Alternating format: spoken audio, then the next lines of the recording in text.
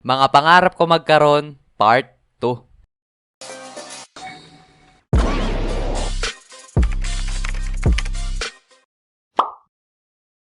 Okay. Isa din ba kayo sa mahilig mangarap na mga bagay na imposible naman magkatotoo? Kasi ngayon, magkwekwento ulit ako sa inyo na mga bagay na pangarap ko magkaroon. Yung mga bagay na sa imagination mo lang talaga magkakatotoo. O, sino na mga nakapanood ng Dragon Ball dito? Taas kamay!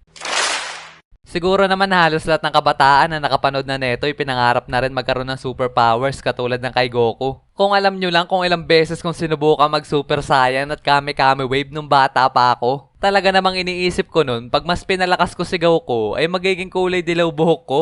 Kaya naman ilang beses ako napagalitan nun kakasigaw. Para sa akin kasi dati ay napaka-astig pag nagkaroon ka ng superpowers katulad nung kay Goku. Doon pa nga lang sa paglipad ay mapapadali na yung pagpunta mo sa iba't ibang lugar. Tapos kaya mo din mag-teleport. Pipikit ka lang, sabay lagay mo yung daliri mo sa noo, tapos pagmulat mo ay naandun ka na. Pag may ganun ka hindi ka na malelate sa buong buhay mo.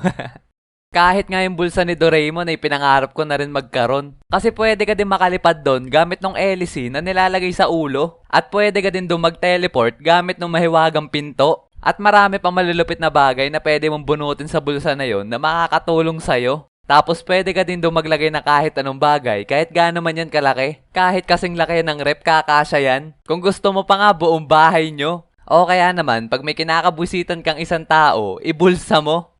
Isa na din ba kayo sa nangarap na sana kaya niyong kontrolin ng oras? Kasi kung alam nyo lang kung ilang beses kong pinangarap na magkaroon ng ganung powers, yung tipong kada gigising ka tuwing madaling araw kasi may pasok, yung natunog na yung alarm ng cellphone mo pero ayaw mo pa rin gumising kasi antok ka pa. Talaga naman kung kaya mo lang pahintuin ng oras para makatulog ka ulit kahit ilang minuto lang. O kaya naman, kaya mong makita ang hinaharap para masilip mo kung anong sunod na tatama sa loto. Ako lang ba nangarap na magkaroon ng gantong powers?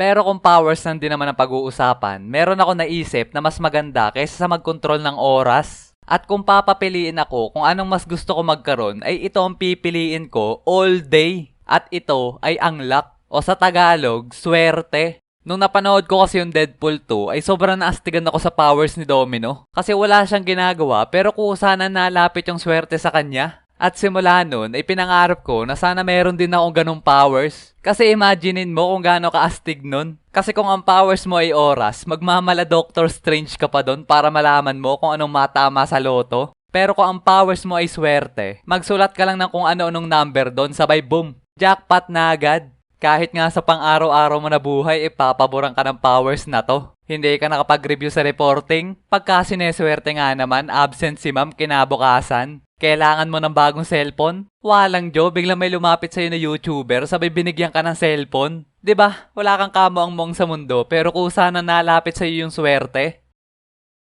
So, yun muna mga erp. Kayo, ano mga pangarap nyo magkaroon? Abay, share nyo naman yan dyan sa baba. At huwag nyo na rin kakalimutan na mag-like and subscribe. At pindutin nyo na rin yung bell notification na yan para updated kayo sa ating mga padating pang animation. So, yun lang. Kita-kits sa ating next video. Peace!